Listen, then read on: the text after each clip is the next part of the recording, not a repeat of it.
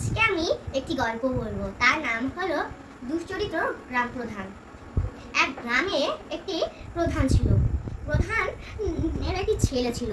তো প্রধান মারা যাওয়ার আগে তার ছেলের নামে অনেক সব সম্পত্তি লিখে গেছেন। তার ছেলে খুব দুশ্চরিত্র একটি ছেলে ছিল। তাও গ্রাম প্রধান তার নামে লিখে গিয়েছিল সব সম্পত্তি। তারপর মারা যাওয়ার পর সে প্রধান হয়ে গেল। তো ছেলেটির নাম ছিল রবি। রবি একটা একটা লোক ছিল। ওই লোকটির নাম হলো ঠাকুর। ঠাকুর গ্রামে যা যা ঘটতো সেসব তাকে বলতো। আর যারা যারা তার নামে সম্পত্তি লিখে নেয় তাদেরও নাম লিখত। রবি সব গ্রামবাসীর সম্পত্তি নিজের নামে লিখে নিত। তো সে সে সব গ্রামের বাসীদের সম্পত্তি নিজের নামে লিখে নিয়েছিল, আর জমিও, মূল্যবান জমিগুলো। তো তারপরেও একটা লোক তার নামে লিখেনি, এটা ঠাকুর এসে তাকে বললো রবিকে। তখন রবি বলে যে সে কে। তো ঠাকুর বললো যে সে একটা মোহন নামে একটা ছেলে আছে, ওই ছেলেটা আপনার নামে জমির মূল্যবান জায়গাগুলো লিখে নি আপনার নামে, এরকম করে বলছিল। তখন রবি বললো যে সে কে। তখন ঠাকুর বললো যে ওই যে একটা ওই ছেলেটা কিছুদিন হলো একটা ওই বউটার মরেনি, ওর বউ। তো ওই ছেলেটা আপনার নামে কিছুই লিখেনি, জমি ওর কাছে অনেক মূল্যবান আছে, আর অনেক কিছু আছে, আর সম্পত্তিও অনেক আছে, ওর কাছে সব কিনে নিতে হবে। ঠাকুর এটা কথা বললো। তখনই রবি বললো যে ঠিক আছে, চলো ওর কাছেই যাওয়া যাক। তারপর তারা ওর বাড়িতে গেল। ঘরে দরজার সামনে তারা দাঁড়িয়ে ছিল, তারা সব কথা শুনছিল।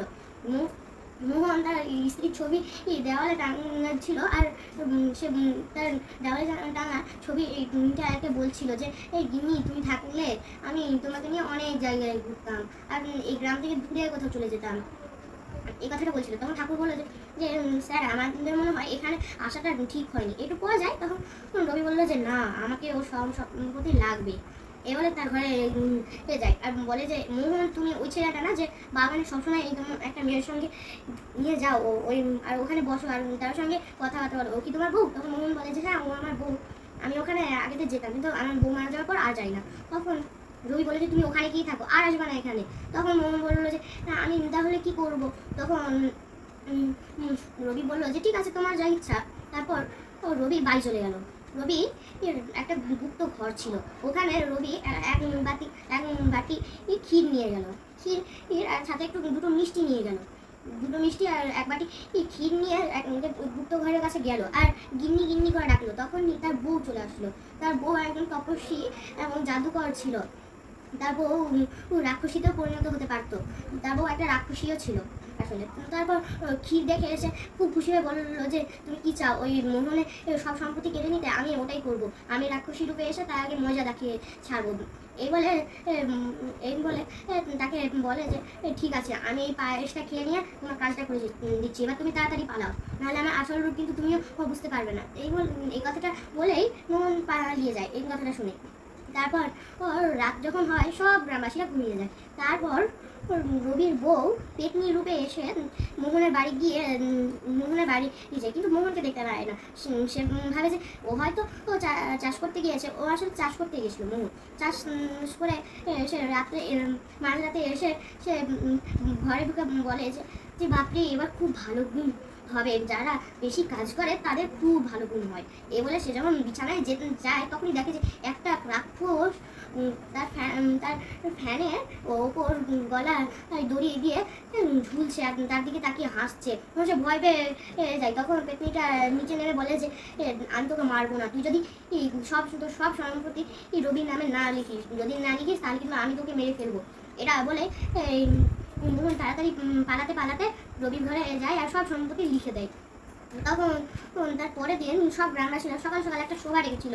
সব গ্রামবাসীরা বলছিল যে রবি খুব বাজে, আর রবি আমাদের সব সম্পত্তি নিয়ে নিয়েছে, কিন্তু ফেরত দিল না, আমাদের চাষের জমি নিয়েও কেড়ে নিয়েছে, শুধু ওর জমিতে আমাদেরকে কাজ করতে হচ্ছে কেটে খুঁটে, এই কথা বলছিল। তখনই মোহন তার বউয়ের ছবিটা নিয়ে যাচ্ছিল একটা পার্কের দিকে।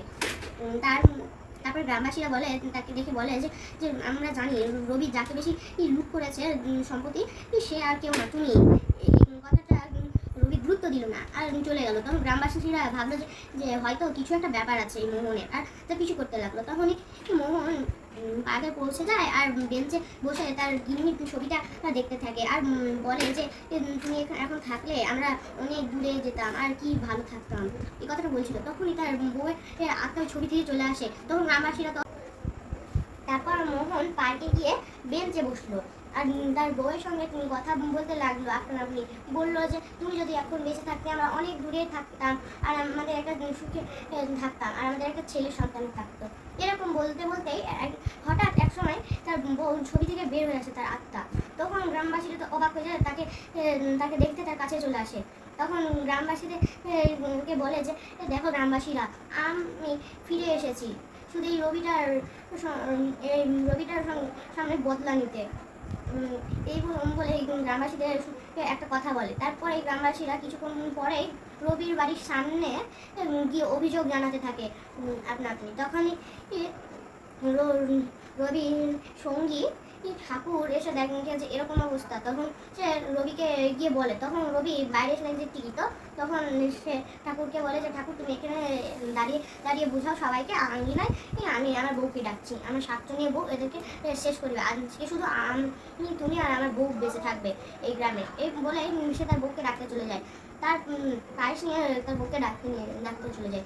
তারপর ঠাকুর সবাইকে বোঝায় যে যে ওষুধ একটু দুষ্টুমি করে এইসব করেছে, সে অন্যায় করেছে অনেক, এরকম করে বোঝাতে থাকে।